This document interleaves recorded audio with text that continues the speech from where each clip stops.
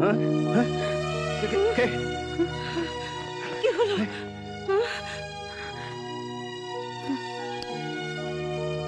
দাদা, কি হয়েছে তোর? কি হলো? চেঁচালি কেন? স্বপ্ন দেখেছিস? হ্যাঁ, তা কি স্বপ্ন দেখা হলো? রাষ্ট্রপতি হয়েছ না প্রধানমন্ত্রী হয়েছ? কয়েকজন ছেলে অরুণকে সোট দিয়ে মারলো। হ্যাঁ। কেন তোমার ছেলেকে বলি এবার বুঝতে পারছো? হ্যাঁ, শালা ছেলে একটা ভালো স্বপ্ন দেখতে জানে না। কোথায় দেখবে একটা ভালো চাকরি পেয়েছে, বোনের বিয়ে দিচ্ছে, তা না দেখছে বন্ধুকে কেউ তরোয়াল দিয়ে মেরে ফেলছে। ওর যত চিন্তা ওই বন্ধুকে নিয়ে। আরে সে তো রূপোর চামচ মুখে নিয়ে জন্মেছে, তার উপর চাকরি করছে। আর তুই তুই কি হ্যাঁ, এতটা বয়স হয়ে গেল এখনো ফ্যাপা করে ঘুরে বেড়াচ্ছিস, একটা চাকরি জোগাড় করতে পারলি না? চাকরি তো হয়েছিল, না পোষালে কি করবে? পোষাবে না তো।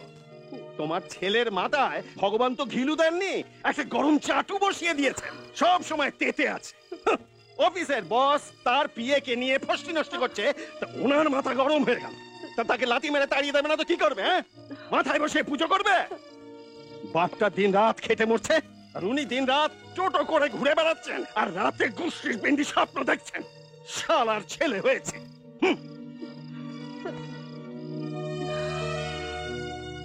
শুয়ে পড়।